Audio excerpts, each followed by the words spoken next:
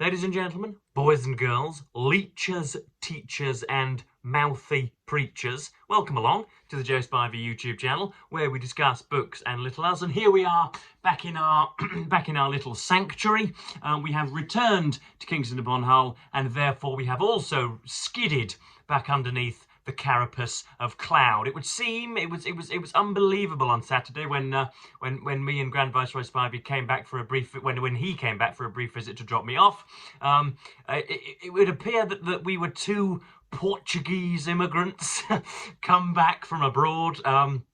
Everybody else was as white as sheets here in Kingston upon Hull, because whilst we were sunning up in mid-20 degrees temperatures, everybody here was cowering under cloaks because it was freezing and dull. And so I am the brownest man around, at least the brownest Caucasian man around, demographics being excluded, and as a result, I am very, very happy to be strutting the streets looking rather different to everybody else. It is feeding my modesty with every pace. But yeah, as I say, I have returned, and I do have a book to review, or half a book to review. I've got a good section of Niall Ferguson's The Pity of War to be analysed and dissected and indeed read from. But first of all, I have something of a shameless plug for you. I had my work published in Open Letters Review yesterday, I do believe. You will have seen throughout the past vlog, and indeed in a few book hauls published recently, that I was reading Jessie Ellen's The Lady Upstairs, a debut novel by a writer and actress, and yeah, my thoughts on it were were plastered all over the screens of Open Letters. Now, Open Letters isn't it's a very worthy organ. Not perhaps the heart of the literary world, but the kidney through which all urine must flow. And I have, yeah, this is the last paragraph of my review, just in case I will leave a link down below if you'd like to click on it. Then of course more traffic to the Open Letters channel is more to the good. Mouth-breathing mortals abandon realism at their peril. Ropener Hall and its inhabitants, both lazily stateless, do not cohere in the presentation of a believable, smooth story. The author's predilections for madness make The Lady Upstairs a jarring, mirthfully obscure hallucinogen. If she can sideline one-word sentences, which bedlamites in the universities do we have to blame for this habit among young writers, and sterile complexity, Ellen has the talent and indeed the backing. This book has been marketed to within an inch of its life, to have cabinets soon glittering with gold praise. Now, if indeed you want larger slices of that undeniable eloquence, then click the link below, as they say, and you will be gladly endowed. But I have two issues to discuss before we go to the book. First of all, we must turn to matters sporting. I am, of course, an enormous fan of rugby league, the gritty, censorious preserve of Northern England. It's really just what's called the M62 belt between Kingston upon Hull in the east. I'll do it for you guys here. Between Kingston upon Hull in the east and skirting right the way across to Doncaster, Castleford, Halifax, then across slightly more westerly to Leeds. And there have been new rules brought in to protect the head, to protect the bonces of all participants, so that if you intentionally hit somebody's head with your shoulder in a tackle, you can expect severe reprimand from the referees. But there is inconsistencies, as might well be expected, and over the last 2 or 3 weeks, my major rivals, the pestilential and ill-begotten folk known as Hull FC, their players have been smiting everybody with horrid tackles, and that has resulted in 2 red cards, okay? Both Cade Cust and I think his name is Liam Knight. They have both undergone homicidal operations against the opposition. They have nearly killed the person that they have impacted, and could well have sent them to hospital on a different day. They have therefore been given red cards, and then those incidents are often sent up to what is termed a judicial committee, or some sort of review panel, wherein the grandees and the bigwigs and the good and the great of past and present decide on the severity of the challenge, and decide whether to mete out punishment. And those two tackles by Cade Cust and Liam Knight got absolutely nothing, okay? They were the worst things seen on television for a good decade here in the United Kingdom. They were wrathful, they were riotous, they were without justification, and as I say, on another day could well have resulted in the injury of the player. And yet they got no ban. At the weekend, Hull Kingston Rovers played the Huddersfield Giants, and our prop forward Jared Rawia-Hargreaves from the Sydney Roosters, brought down on a whopping contract, executed what can only be termed as a sort of ungainly bear hug. He made contact with the head, but he very quickly pulled out. It wasn't at speed. It wasn't done with utmost aggression. And in the modern game, though many of us regret it, he was sent off for 10 minutes in the sin bin and then returned later on. The match review panel have now looked at that, what I take to be rather innocent issue, and have given Jared Rawia-Hargreaves a 2-match ban. So quite what the rugby league players are meant to take from that, I do not know. Nearly murder somebody, nearly precipitate a person's end, and you will not suffer any punishment. But if you pull out of a mediocrely dangerous challenge, then you can expect the book to be thrown at you. Just what they're doing, I do not know. Second of all, we have the announcement over the last few days of a renewed UK-EU trade deal. Starmer has pulled his finger out at last. He has gone and he has, what's he done? He has wowed the pants off of Ursula von der Leyen and the rest of the European community, and has got ourselves a deal on fishing, on exports and imports, on not free movement of peoples, but free movement of adolescents for cultural enrichment. I can go to Madrid, and a Madrid resident can come to Hull if indeed they wish, if indeed they miss their flight to London. So that's all jolly good. And of course, every single Brexiteer who was instrumental in imposing economic sanctions on the United Kingdom views this as some sort of apatriotic, some unpatriotic betrayal. Now, this is essentially the fable of the arsonist, okay? It will be known to very many of you. Boris Johnson and Michael Gove and David Davis and others were, as I say, instrumental in the Brexit, in orchestrating the Brexit vote in 2016, which almost instantly, 6 months to a year after that vote was finalised, it was known by even the reddest of Brexiteers, even the most fervent of Brexiteers, that was a terrible, terrible thing to have done. And yeah, now the arsonists who have infernalised this country are wowed and appalled that somebody dares to sprinkle the house with a little bit of water so as to stem the conflagration. Keir Starmer is doing his best. He has an unenviable task of both trying to placate the growing right wing in this country, who also voted for Brexit, and also ensuring economic growth, so that taxes are then not imposed on middle class and ultra wealthy individuals, so that he can save political face.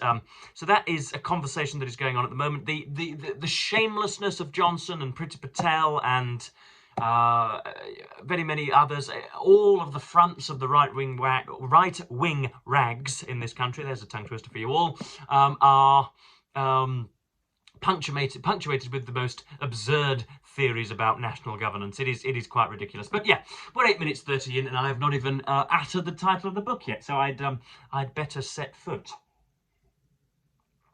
We have The Pity of War by Niall Ferguson, released, I believe, in the late 90s, 1998, was it? I should always look beforehand, shouldn't I? First published by Alan Lane, the Penguin Press of 1998. This is the book which launched Ferguson's career. Now, Niall Ferguson is one of those Scots, those particular Scots who is ever so slightly flagellatingly ashamed of their Scottish heritage, and so likes to curtail their Scottish intonations to suit English sensibilities, when in fact all they really want to do is talk like that, like the drunkest drunk in a Glaswegian doorway. Niall Ferguson is an English Scotsman. You can tell that he has been grabbed by the Academy and has very much downed his kilt and his bagpipes, and is, as I say, a Scotsman in Englishman's clothing. But enough ad hominem attacks on the author. Let us get to the material, Joe, the material.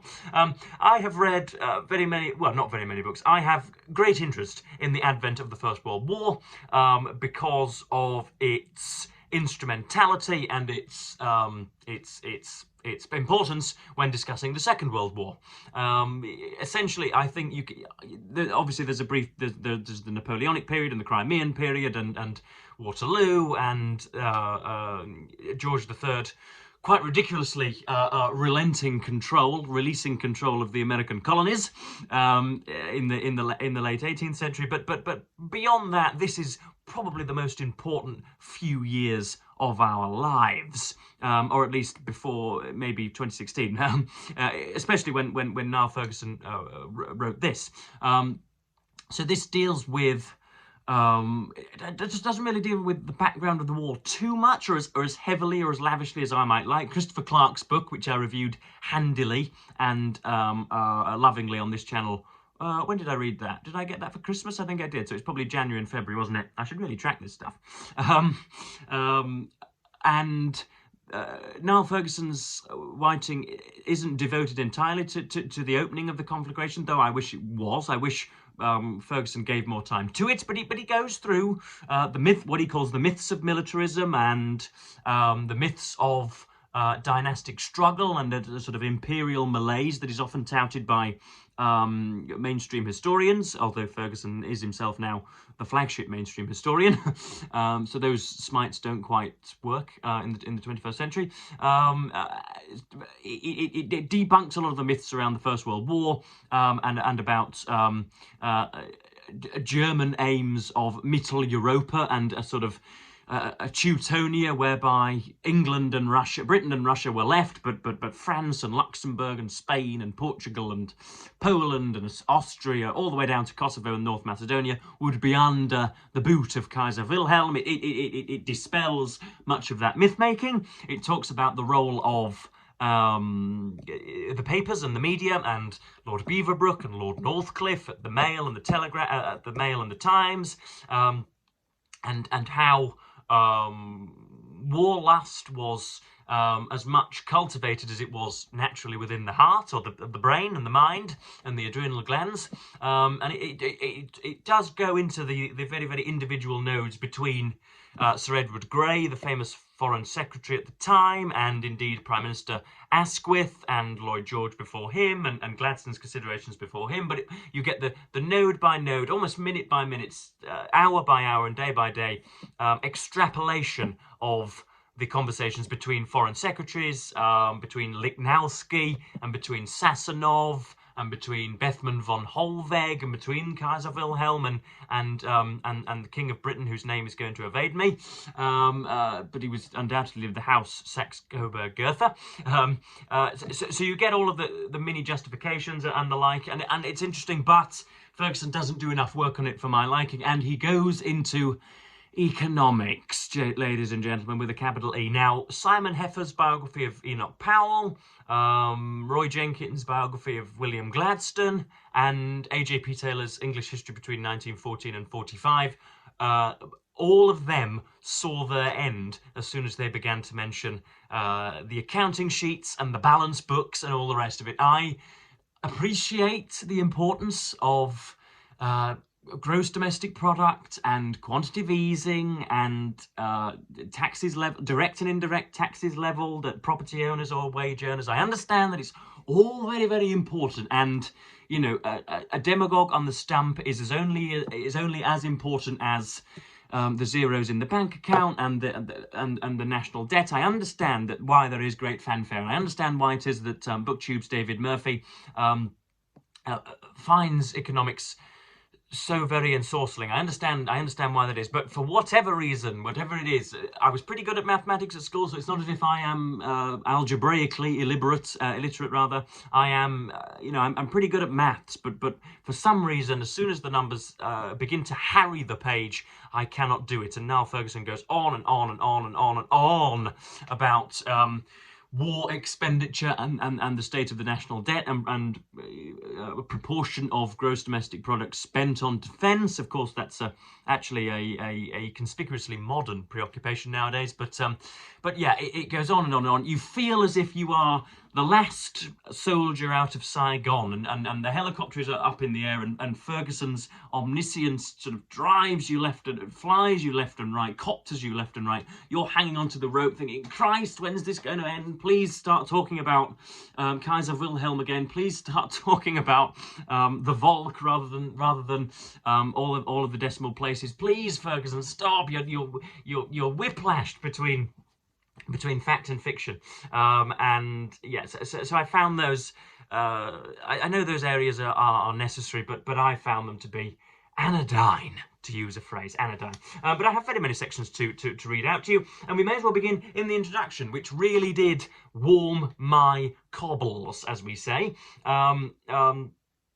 This essentially lists and numbers Ferguson's goals for the book. And so the last 15 minutes that I've spent regaling you with my own exegesis on it are therefore useless. Point 1. Was the war inevitable, whether because of militarism, imperialism, secret diplomacy, or the arms race? And he goes on to floor all of those theories, or most of those theories. Why did Germany's leaders gamble on war in 1914, implying that Germany's leaders did gamble on war? Point 3. Why did Britain's leaders decide to intervene when war broke out on the continent? Number 4. Was the war, as is often asserted, really greeted with popular enthusiasm? Number 5, did propaganda, and especially the press, keep the war going, as Karl Kraus believed? Number 6, why did the huge economic superiority of the British Empire not suffice to inflict defeat on the Central Powers more quickly and without American intervention? Number 7, why did the military superiority of the German army fail to deliver victory over the British and French on the Western Front, as it delivered a victory over Serbia, Romania and Russia? Number 8, why did men keep fighting when, as the war poets tell us, conditions on the battlefield were so wretched? Number 9, why did men stop fighting? And number 10, who won the peace? To be precise, who ended up paying for the war? Now that is jolly good for somebody who is coming to the book for knowledgeable illumination, whereas I'm not really coming to the book for that. I'm coming for treatment of the documents. I know the Wikipedia entry, and I know rather, shall we say, autistically how the war happened, or what the official history would be. But I want to know how the historian, how Ferguson here will sort of ripple and will stretch and will taint all of those documents to fit his own narrative, or to fit his own reasoning. Narrative implies some sort of a sharp practice or underhand work.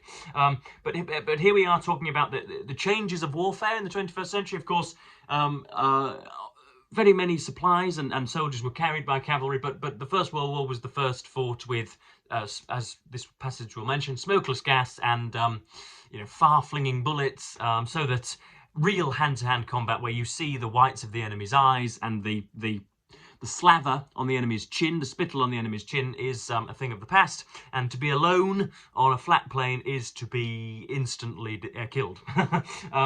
So here we have the difficulties. Firstly, military technology had transformed the nature of warfare in a way which ruled out swift victory for an attacker.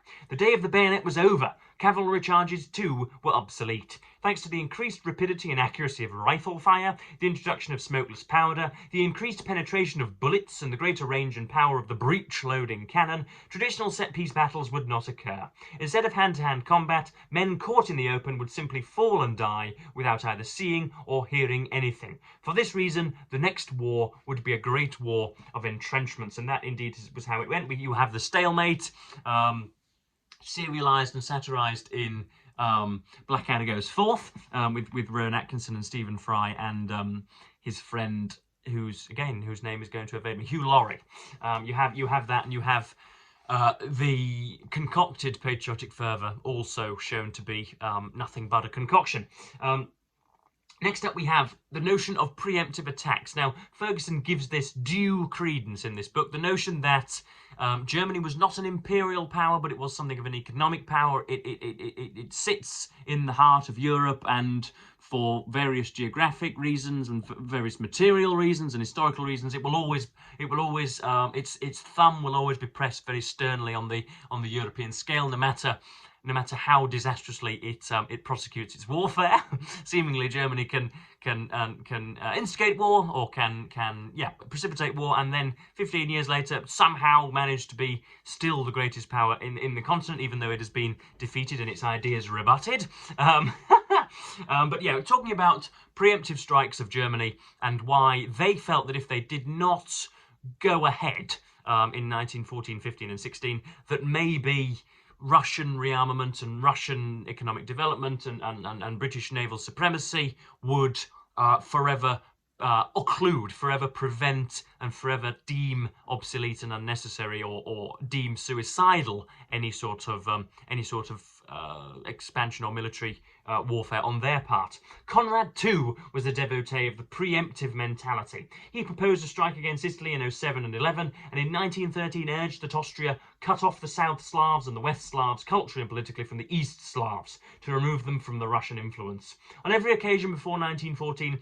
the politicians dismissed these proposals. By 1914, however, the case seemed to have become unanswerable. In April 14, the Crown Prince told the American diplomat, Joseph Grew, that Germany would fight Russia soon. The younger Moltke put into Conrad at Carlsbad, to wait any longer meant a diminishing of our chances. As far as manpower is concerned, we cannot enter into a competition with Russia, and repeated it to the German Foreign Minister Gottlieb von Jagow 8 days later as they drove from Potsdam to Berlin. Russia will have completed her armaments in 2 or 3 years. The military superiority of our enemies will be so great that he, Moltke, did not know how we might cope with them. In his view, there was no alternative to waging a preventative war in order to defeat the enemy, as long as we could still, more or less, pass the test. A month later, following a banquet in Hamburg, the German Emperor William II echoed this analysis in a conversation with the banker Max Warburg. He was worried about the Russian armaments, about the planned railway construction, and detected in these the preparations for a war against us in 1916. He complained about the inadequacy of the rail links that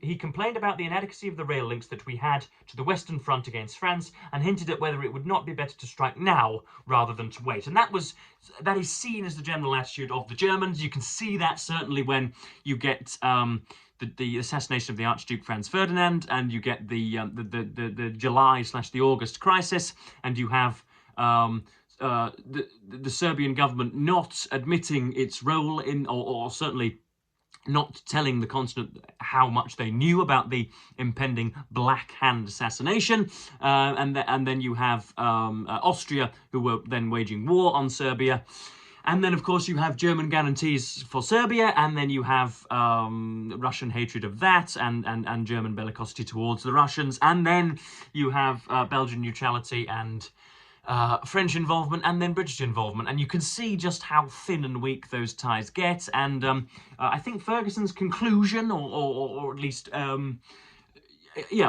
of his preoccupations and one of the strands of his reasoning has to be that Britain could well have stood back harmlessly. I don't know quite how realistic that is. I don't know how well backed by evidence that is, but if you are in a triple entente, it is certainly the case that should one of those parties be engaged in warfare, in defensive warfare, then it is perhaps morally and even legally, documentally, incumbent upon you to act on that third party's behalf. But if indeed there is a strange conflagration in Europe, if indeed you cannot even track the origins of it, if you think that it is just one man standing taller and broader than the other in a sort of neighbourhood bar, then I'm not entirely sure that you should come to their aid. I know that resonates with the 21st century audience, with red-hatted Americans in the United States who think that short of an invasion of Tennessee or Louisiana, that no rifles should be raised. But of course, if there is a person of colour in the street who you dislike, of course you can blow his brains out absent-mindedly, and that is covered under the Second Amendment. But yeah, a great deal of public opinion is against Sir Edward Grey and Winston Churchill at the Admiralty, that warmongering villain of the Second World War, as the historian whose name is going to evade me often tells us. What's his name, Joe? The person who appeared on Tucker Carlson. Darryl Cooper, as Darryl Cooper would tell us.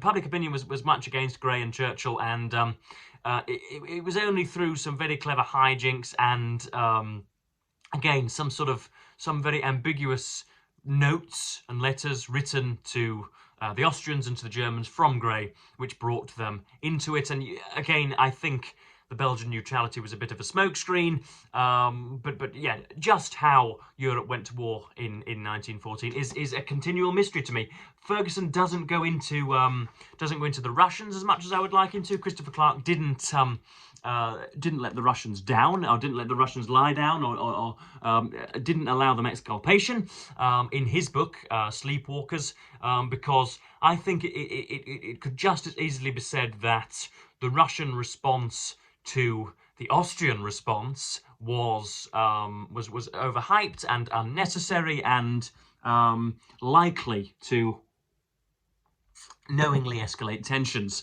So I think Russia were as much at fault as the Germans, and I think mealy-mouthed, fence-sitting both-sidism on behalf of Sir Edward Grey also led to British intervention. Whether the Germans would have romped through France without British help is another matter indeed. That's another contingency for another day. But next up we have the what should we say, the sacralisation of warfare. That's a pretty good phrase, isn't it? Sacralisation is worth 5 points for those of you playing J-Spy Verbal Bingo this morning. You have sermonizers, leaders, chaplains, all the individuals with all of the religious regalia, all of the priests, all of them swaddled with the crucifix on their necks, telling individuals that war is a jolly good thing, and to send bullets flying into the stomachs and the necks of your enemies is indeed incorporated into God's will. So we have, yeah, the religious backing of warlust. Indeed, Wymington Ingram went so far as to inform the Guardian, this is a particular individual from the time, the church, this is actually a religious leader, the church can best help, get your ears around this one, the church can best help the nation, first of all, by making it realise that it is engaged in a holy war. Christ died on Good Friday for freedom, honour and chivalry, and our boys are dying for the same things. You ask for my advice in a sentence as to what the church is to do. I answer, mobilise the nation for a holy war. The poet laureate, Robert Bridges, agreed that the war was primarily a holy war. Although such extraordinary sentiments were condemned by some in the church, others, including Michael First, Bishop of Pretoria, heartily endorsed them. The Germans, wrote First, were enemies of God. In the United States, there was even more of this sort of thing. I'm going to do something of a stereotypical American accent here. Billy Sunday began his prayer in the House of Representatives, Thou knowest, O Lord, that no nation so infamous, vile, greedy, sensuous, bloodthirsty ever disgraced the pages of history, adding gratuitously, if you turn hell upside down, you'll find made in Germany stamped on the bottom. Now, I have great respect for very many of you Americans. You line my coffers on a monthly basis, and you contribute to my view counts and my algorithmic suavity, but you don't half have some verbose and bibulous compatriots, do you not?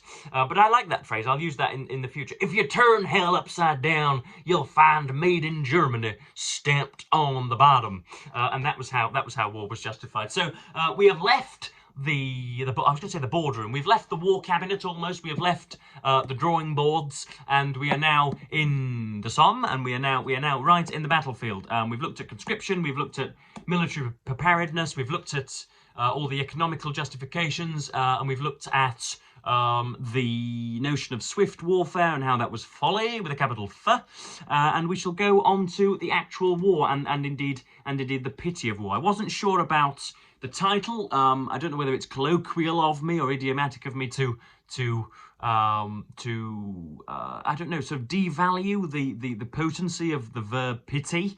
It's a pity when you miss your train, or when milk is spilt from the fridge, or when your team loses an important game. That is a pity, but the slaughter of very many millions is slightly more than a pity. But then, even during the course of that explanation, I realised that to pity somebody is actually rather a deep and poly-headed, multi-headed emotion in and of itself. So pity might indeed be a decent phrase. But yeah, I've enjoyed Ferguson's work. It's not as It's investigative and expansive and all the rest of it, and meticulously researched, as all the reviewers will tell you. But I don't know, it hasn't quite got the flair, hasn't got the literary oomph which I look for, which Clarke provided in his book The Sleepwalkers. So yeah, I'm going to go and probably sit in the sun and make myself every bit the Essex boy, and I look like an air host for EasyJet at the moment, don't I? Those of you on the British landmass will understand whom EasyJet was and whom they employed, what EasyJet was and whom they employed.